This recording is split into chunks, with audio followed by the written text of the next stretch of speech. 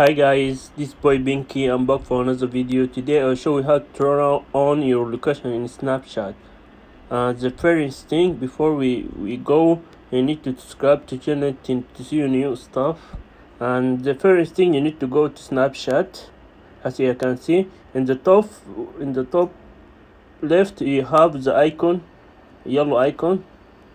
Hit it, and in the top right you have the setting option. Click it and scroll for see my location.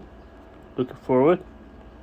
See my location is here under view my story, and I can see you need to turn on your mode, turn off.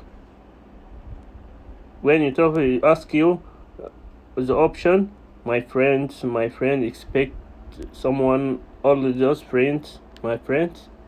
It's all the friends you show your location. If you turn on everyone, you see your location.